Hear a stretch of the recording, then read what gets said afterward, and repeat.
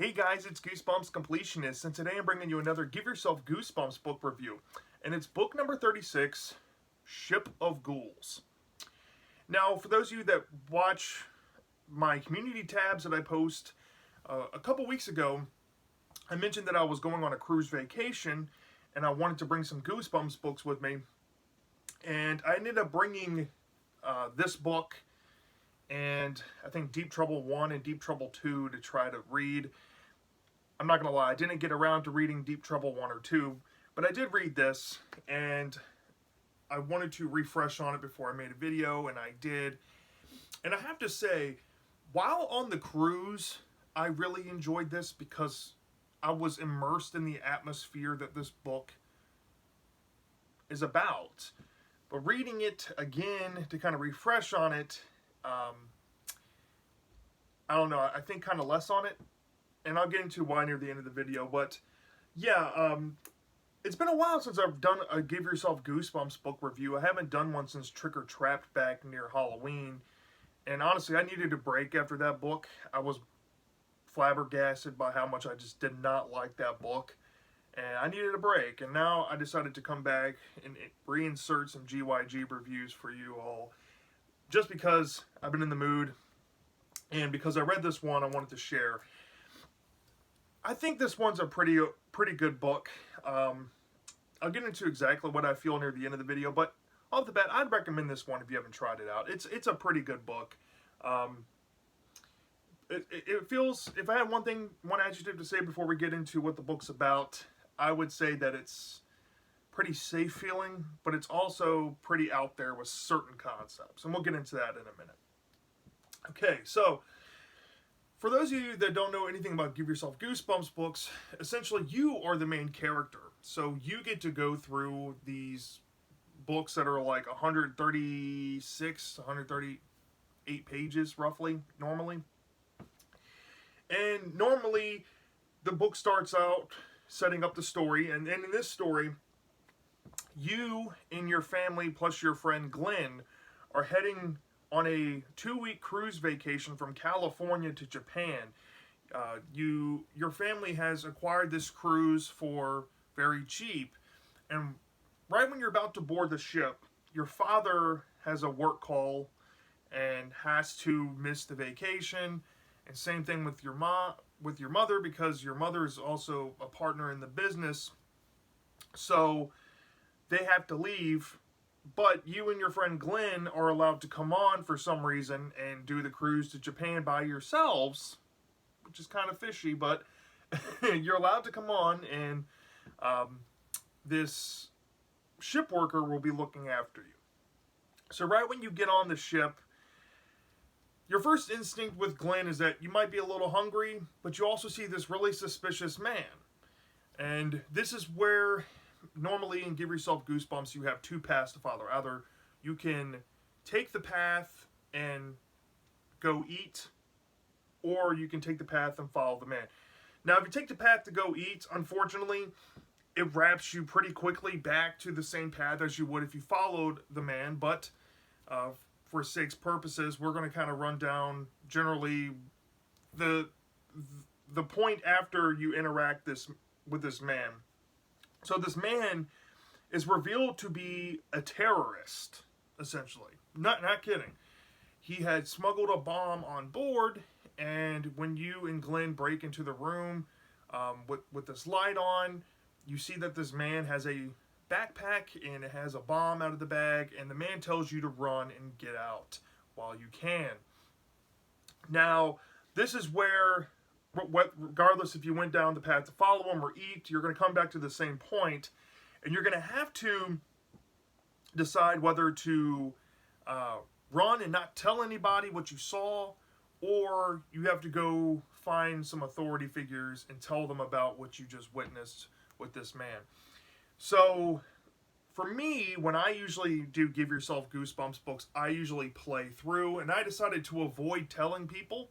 And if you avoid telling people what happens is you go on this journey where the bomb detonates, essentially, and the ship explodes. Not kidding. the bomb detonates and the ship explodes. Very crazy stuff. And the ship basically breaks in half and starts to sink, and you and Glenn get separated. Glenn gets put on one lifeboat while you're straggling to get onto another lifeboat, and you're pulled in by a group of 4 teenagers. And these 4 teenagers and you will be spending, very close to 2 weeks together in this boat. Now, there is an option before you get into the boat with the 4 teenagers that you can try to go swim to the lifeboat that you see or swim to Glenn. Now, if you swim to Glenn, this has my favorite ending in the whole book. If you swim to Glenn, essentially, I know I might be spoiling this, but this is great. So if you swim to Glenn, if you've ever seen the Titanic movie and you've seen the door scene with Rose and Jack, right? Where Rose and Jack are holding on together for dear life. Well, imagine that concept reversed here, and Glenn and you have to potentially share something, and somebody doesn't want to share. And essentially, Glenn essentially is willing to let you drown.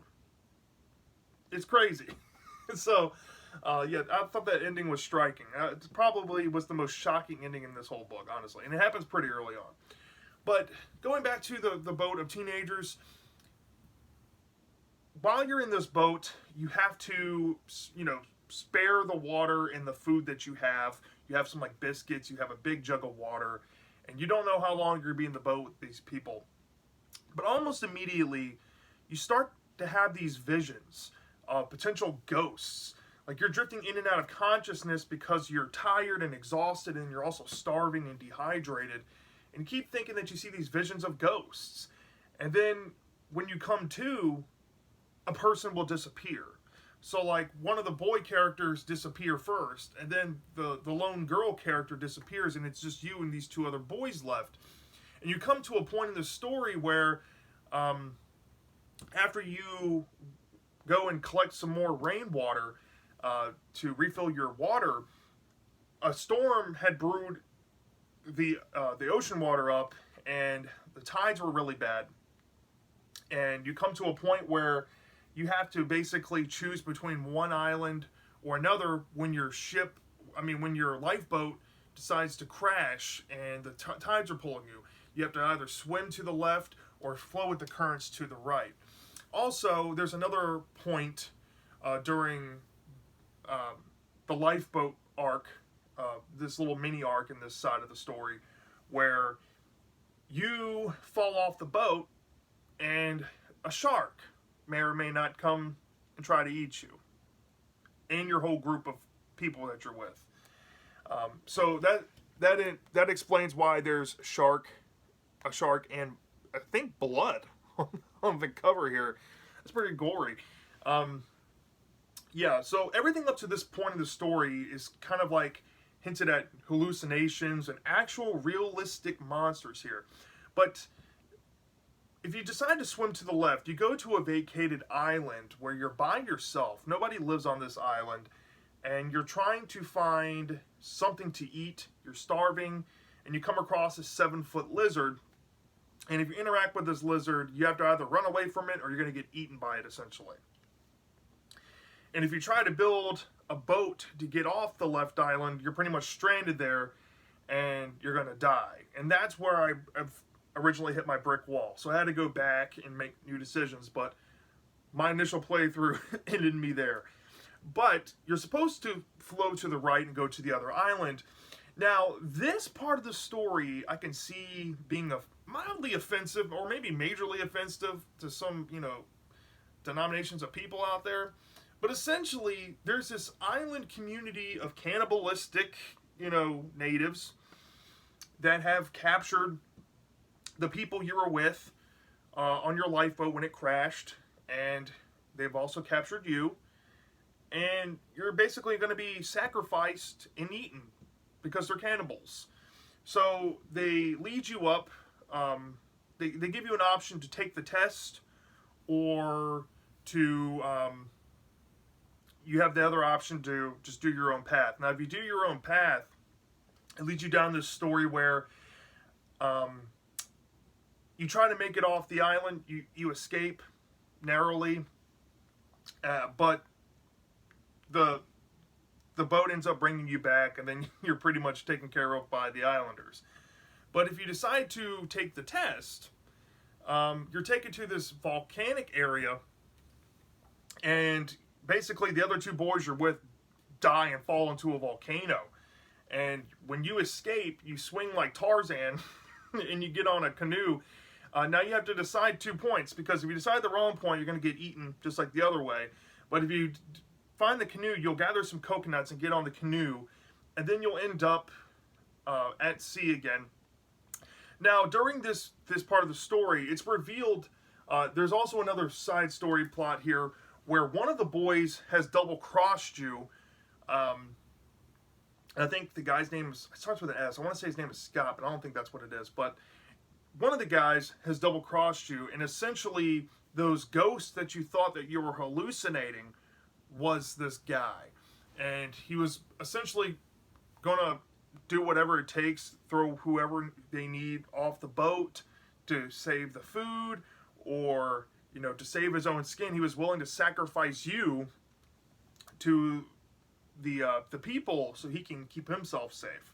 So he made arrangements there, but he ends up dying anyway. So if you make it off the island, which you're supposed to do, you're then left with 2 options in this canoe. Either you can head west to Japan or head back east to California. Now, if you try to head back east to California, this is where you hit, I think, the true ending of the book here, where you end up back home. But there's 2 versions of it. There's one where you end up back home, but it takes a little while. And there's another one where you end up on a ship heading to South America, and when you get off, you're arrested for smuggling something, and nobody believes you because they're Spanish and they don't speak English. Like, okay. But if you head to the Japan way, there are 2 things you can interact with. Well, there's when you go to the Japan way, you're going to hit some Titanic references, and a lot of the endings going that way.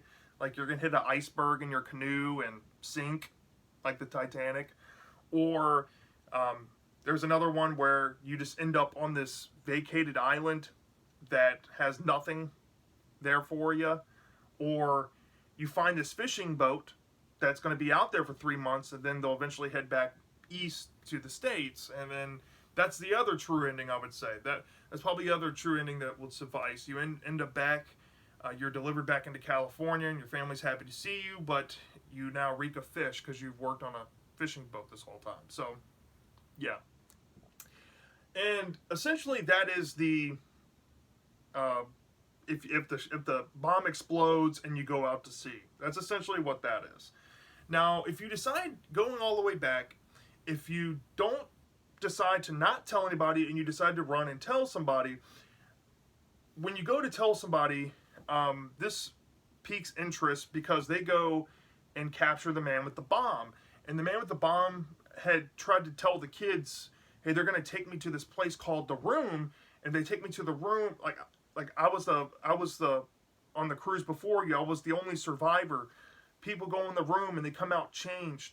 You got to believe me, you know. And the kids are like, yeah, whatever. And then when they come to take the guy, they say, okay, well, let's take him to the room.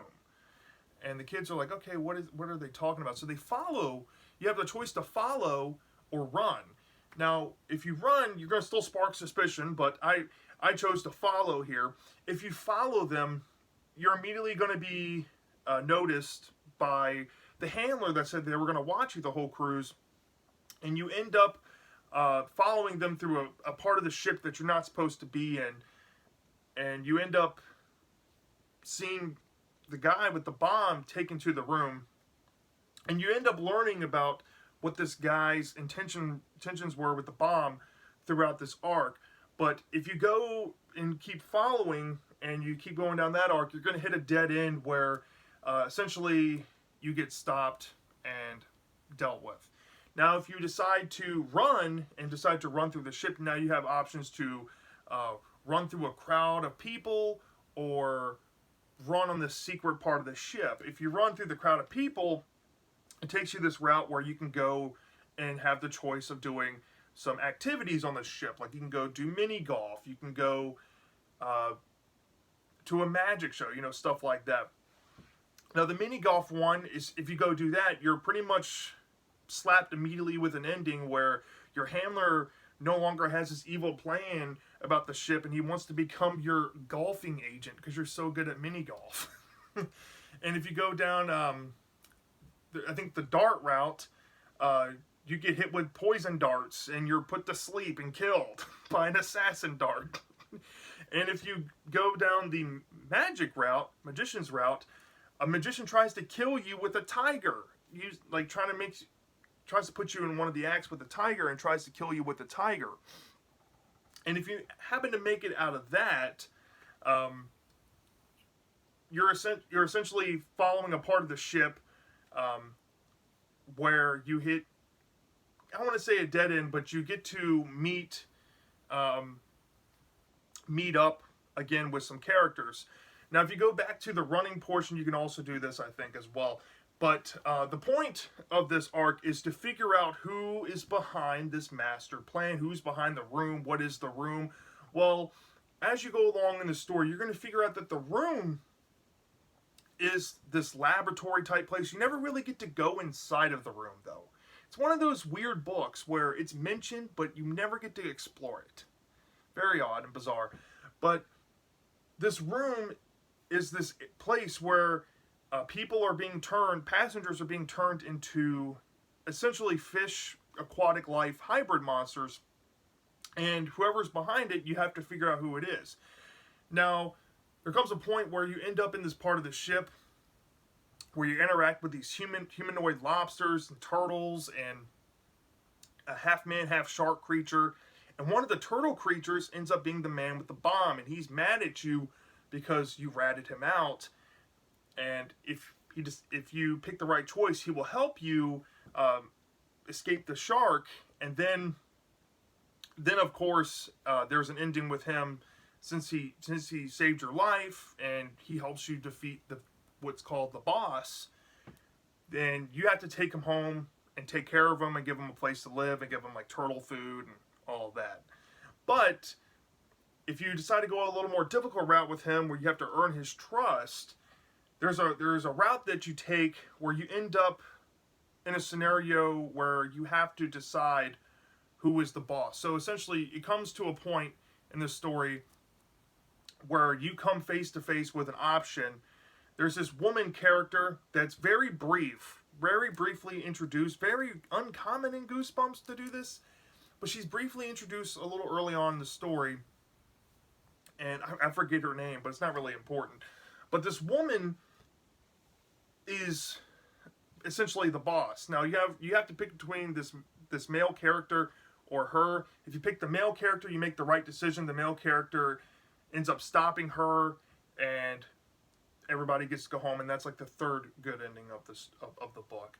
But if you pick the woman then will say, "Hey, you picked the wrong person," and then will turn your friend Glenn into a seahorse, and you get turned into a shrimp. And then the ultimate ending for the boss there would be that you have to go to Atlantis, which is her ultimate plan. She wants to build an empire in Atlantis and have all of these passengers that she's turned into aquatic creatures to help, run her empire under there.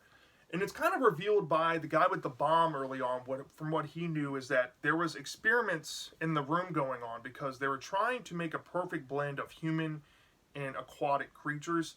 And some batches of passengers from previous cruises, there were some that were too human and not enough animal, and those became the workers of the cruise line, of the cruise ship. And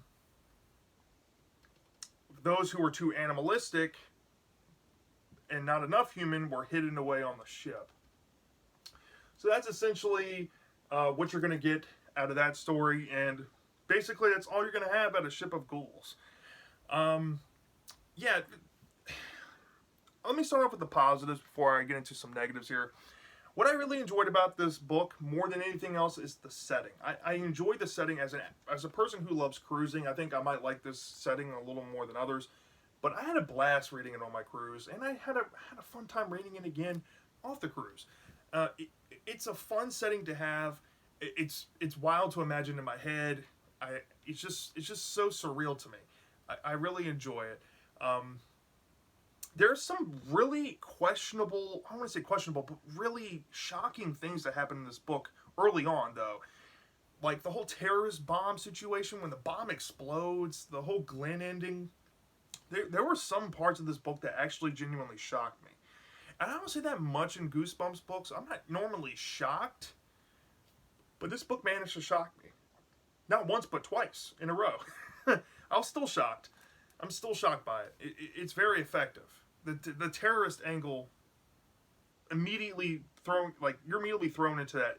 You're not going to be able to expect that. It's wild.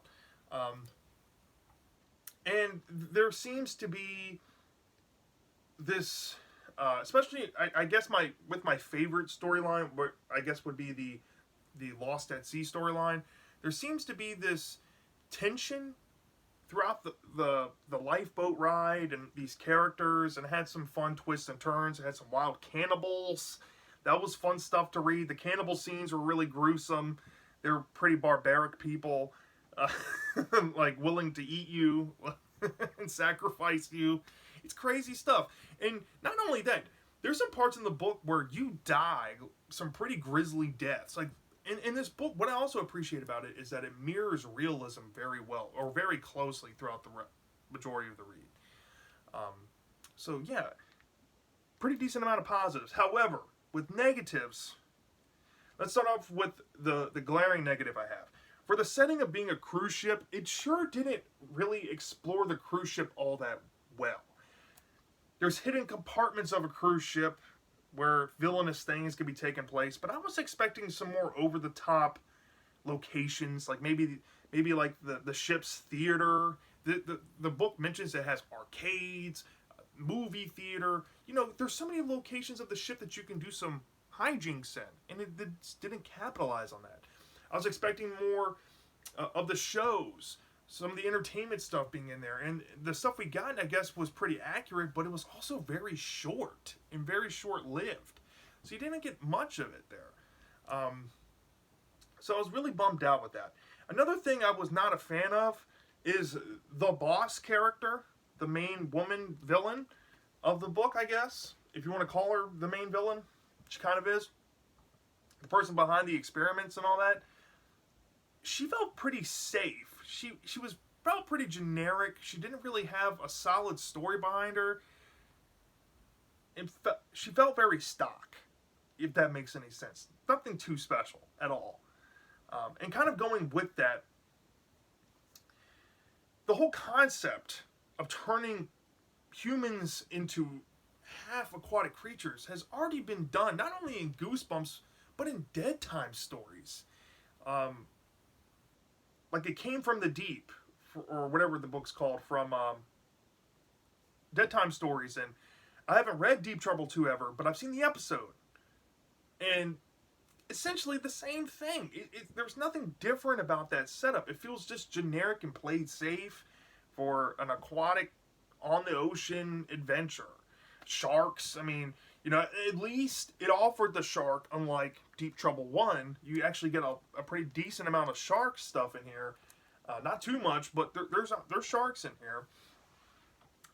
It just felt kind of bland, but not bad bland, but like it could have been better. They could have done something else with the concept, maybe try to improve it or something, but they didn't even try it. And then the last thing I had a negative with, really, is I think the man who had the bomb's name is Mr. Bosco. I didn't mention that throughout the rest of the video, but Mr. Bosco had a cool setup of being like a terrorist guy, and then he's made to be sympathetic. But I don't know, something about that setup alone I felt like it could have been a lot more wilder with it, and a lot more real, and like realistic scary. I was kind of hoping that this book would be more realistic than most, and I think this book is more realistic than your average Give Yourself Goosebumps book, so it does feel different enough going in. But Mr. Bosco's, like, the way his character is wrapped up in the book is kind of lame. And just plays safe like everything else. And that's if I had Umbrella, one huge problem about this book, it's just played safe, honestly. But it's still good, I would say. So from a 0 to 5-star basis, I deducted for all the problems collectively, they were all pretty medium things, and I deducted 1.4 points off, and I gave this book a 3.6 out of 5, which is a relatively low C, but it's a C to me is average and or good. And they mean the same thing, average and good. This is a good book, about average for a GYG book. Nothing too special, has some shocking things in it, has some fun things about it, but it's mostly just played safe and kind of bland in some areas with the villains and stuff. Nothing too inoffensive, nothing outright bad or questionable, or, you know, at least there were some moments to give it some bonus points, and those shocking moments really saved this book from getting tanked down to like a D or lower than a 3.5. So yeah, I feel comfortable giving this book about a 3.6. That's what I think it deserves. So yeah, that's what I thought about Ship of Ghouls. Let me know down in the comment section if you have read this book before. Do you love this book or do you hate this? I'm dying to know, and I'll see you next time.